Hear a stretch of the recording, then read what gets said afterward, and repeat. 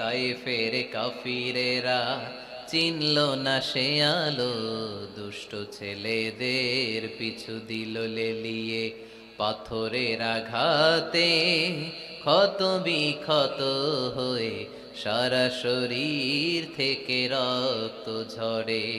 এ রাসূল